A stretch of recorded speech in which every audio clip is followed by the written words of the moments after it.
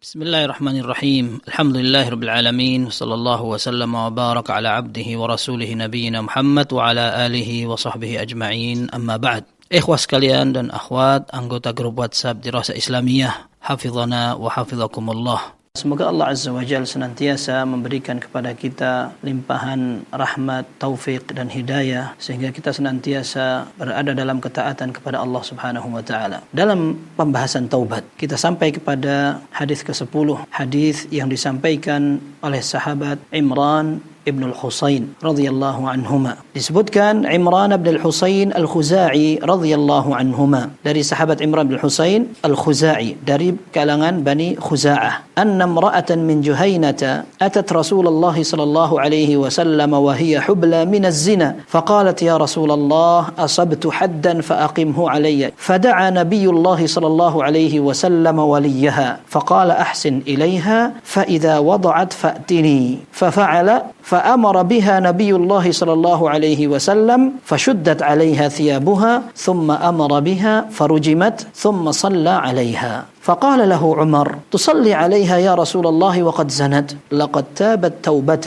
لو قسمت بين 70 من أهل المدينة لوسعتهم وهل وجدت أفضل من أن جادت بنفسها لله عز وجل. Dari sahabat Imran bin Husain al-Khuza'i dari kalangan Bani Khuza'ah, ada seorang wanita dari kalangan kabilah Juhaynah. Dia melapor kepada Nabi sallallahu alaihi wasallam setelah dia berzina sampai hamil. Ya Rasulullah, aku telah melanggar sebuah ketentuan Allah, maka tegakkan hukuman itu kepadaku. Maka Rasulullah sallallahu alaihi wasallam memanggil wali perempuan itu. Maka Rasulullah SAW bersabda kepada wali penanggung jawab sang wanita yang tadi telah berzina, kamu berbuatlah baik kepada wanita ini. Kalau nanti dia sudah melahirkan, maka kamu bawa untuk menemuiku kembali wanita ini. Maka orang tadi melaksanakan apa yang Rasul sallallahu alaihi wasallam perintahkan. Maka Rasulullah sallallahu alaihi wasallam kemudian mulai memutuskan agar hukuman untuk yang telah berzina setelah dia menikah untuk segera dieksekusi. Maka wanita tadi kemudian dimasukkan ke dalam sebuah lubang, semua pakaian dia diikat agar tidak tersingkap ketika akan dirajam. Kemudian Rasulullah sallallahu alaihi wasallam perintahkan agar hukuman rajam segera dilaksanakan. Kemudian setelah wanita itu meninggal, Rasulullah sallallahu alaihi wasallam menyolati wanita itu. Ya Rasulullah, engkau menyolati wanita itu padahal dia mati dalam keadaan setelah selesai melaksanakan zina. Maka Rasulullah SAW menyatakan, iya, wanita itu telah berzina. Akan tetapi dia telah bertaubat dengan taubat yang sangat istimewa sekali. Seandainya taubat ini dibagi untuk 70 penduduk Madinah, niscaya taubat itu bisa cukup dibagikan kepada mereka. Apakah kamu pernah mendapatkan ada seorang wanita yang siap mengorbankan sampai dirinya sendiri kepada Allah Azza wa Jalla? Ini diriwayatkan dalam Sahih Muslim. Hadis ini berhubungan dengan seorang wanita yang terjerumus ke dalam zina, dan zina merupakan dosa besar, dan semua agama, semua tatanan masyarakat maupun komunitas serta undang-undang manapun secara wajar tidak ada yang membenarkan adanya perzinaan, terlebih pada saat perzinaan dilakukan oleh orang yang telah melakukan hubungan pernikahan. Karena zina tersebut akan dapat merusak, merobek kehormatan keluarga, bukan hanya sekedar seorang pelakunya, bisa merusak keturunan, bisa merusak tatanan masyarakat sekitar, bahkan negeri yang mana banyak perzinaan menjadi negeri yang tidak bermoral. Dan ini sejalan dengan syariat Islam, bagaimana perzinaan dikecam. Allah Azza wa Jalla menyatakan wala taqrabuz zina, jangan kalian dekati zina. Mendekati tidak boleh, apalagi sampai seorang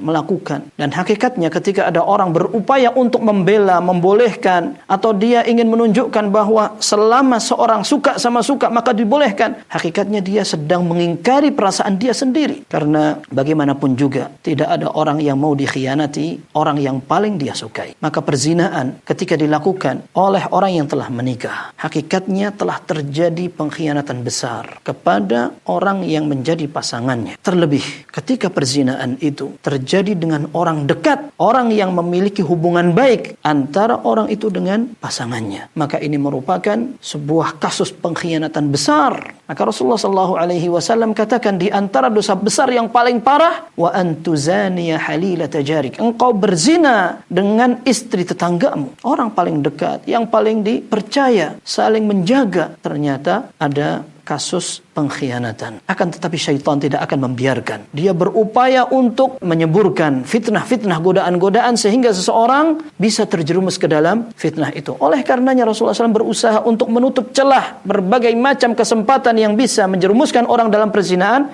ditutup rapat-rapat dalam Islam. Rasulullah SAW menyatakan, la yakhluwanna rajulun bimra'atin illa wasyaitanu thalithuhuma. Tidak ada seorang wanita dan seorang laki-laki menyendiri di satu tempat, tidak ada orang lain melainkan syaitan menjadi pihak ketiga. Dan Rasulullah SAW menyatakan dalam hadis yang sahih, ma taraktu ba'di fitnatan adarra 'ala rijali minan nisa. Aku tidak pernah tinggalkan fitnah yang lebih besar untuk kaum laki-laki sebagaimana fitnah wanita. Maka wanita apabila dia menjaga diri, kesempatan untuk mengambil kehormatan seorang wanita akan tertutup. Akan tetapi ketika wanita membuka diri, maka kejadian itu akan sangat mudah terjadi. Maka ikhwan sekalian, pada saat kejadian itu sudah terlaksana, maka Islam memiliki ketentuan. Di antaranya adalah hukuman yang dapat menjadikan pelakunya jera dan tidak akan mengulangi, orang-orang lain pun demikian tidak akan berani untuk mengulangi. Dalam hadis ini dipahami dengan beberapa hukum fikih. Yang pertama, bahwa seorang ketika melakukan zina, padahal dia telah melakukan pernikahan sebelumnya, ini dikatakan sebagai zina al-muhsan, zina yang berat yang dilakukan oleh orang yang telah menjaga kehormatan sebelumnya dengan ikatan pernikahan. Maka hukumannya adalah rajam sebagaimana kita ketahui, dilempari dengan batu sampai meninggal. Dan ini perlu kita ketahui memang menjadi wewenang pemerintah kaum muslimin. Ketika mereka ingin menerapkan hukum ini, maka ini yang diharapkan. Akan tetapi ketika pemerintah kaum muslimin tidak menerapkannya, maka tidak pantas masing-masing individu dari masyarakat kemudian ramai-ramai mengangkut orang itu kemudian dirajam sendiri. Ini namanya main hakam sendiri dan dalam syariat tidak dibolehkan. Karena wewenang itu ada batasan dan orang-orang yang telah ditentukan. Akan tetapi bagaimana caranya agar orang itu bisa dihukum manakala perbuatan itu harus dibuktikan? Para ulama mengatakan tidak mungkin seorang berzina diberikan eksekusi sebelum diadili, dan pengadilan kepada orang yang berzina harus disertai dengan 4 orang saksi yang semuanya harus melihat kejadian perzinahan itu sehingga semua bersaksi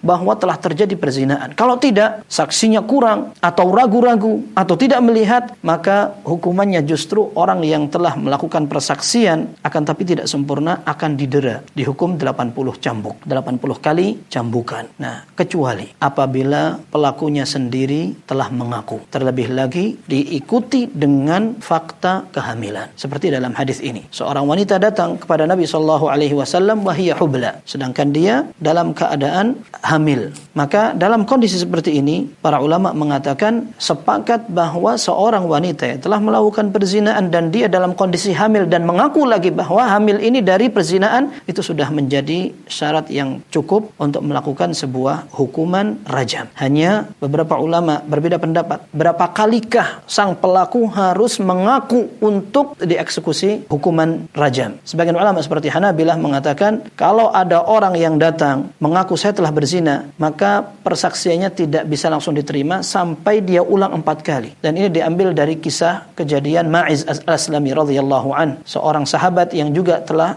terjerumus ke dalam perzinaan, dan dia datang kepada Rasul sallallahu alaihi wasallam. Dia mengatakan, ya Rasulullah inni zanait, ya Rasulullah aku telah berzina. Fa'arada anhu, Rasulullah berpaling, tidak mau menggubris perkataan itu. Diulang lagi, ya Rasulullah fatanaha tilqa wajhihi, maka Ma'iz al-Aslami datang, ya Rasulullah aku telah berzina, datang di depan mukanya. Rasulullah berpaling lagi sampai akhirnya Rasulullah SAW bertanya kepada orang itu, abika junun, kamu gila enggak? Enggak ya Rasulullah. Fahal ahsanta, kamu sudah menikah? Iya, aku sudah menikah. Kemudian dalam riwayat yang dikatakan Rasulullah SAW bertanya kepada orang-orangnya, kalian tahu enggak ini si Ma'iz? Tahu. Dia coba dilihat mulutnya, adakah bau alkohol? Ternyata enggak. Memang benar-benar berarti pengakuan ini dia berikan dengan kesadaran dan memang terjadi apa adanya. Nah, sehingga sebagian ulama seperti Hanabilah mengatakan hatta seandainya itu adalah pengakuan, maka pengakuan harus diulang 4 kali. Dalam beberapa mazhab seperti Syafi'iyah, mereka mengatakan pengakuan sekali sudah cukup. Seperti pada hadis yang kita pelajari, Imra'ah min Juhainah. Wanita dari Juhainah hanya mengatakan, ya Rasulullah, aku telah berzina. Aku telah melanggar ketentuan Allah, ketentuan syariat. Fatahhirni, fa'aqimhu alaihi. alayya. Ya, sucikan aku dan laksanakan hukuman rajam untukku. Akan tapi dalam sebuah riwayat disebutkan bahwa Rasulullah sallallahu alaihi wasallam tidak menggubris pula, bahkan menolak. Sekalipun dalam riwayat itu dikatakan bahwa wanita ini bukan Juhainah akan tapi Al-Aslamiyah. Ada wanita lain dari Bani Aslam. Akan tapi sebagian ulama mengatakan tidak ada bedanya ya, antara wanita ini dari Bani Aslam atau Juhainah karena kasusnya bisa diambil hukum yang sama. Maka Rasulullah sallallahu alaihi wasallam ketika menolak wanita itu, wanita mengatakan, "Ya Rasulullah, ataruddani kama tarudda ma'izan?" Apakah kamu akan menolak untuk melaksanakan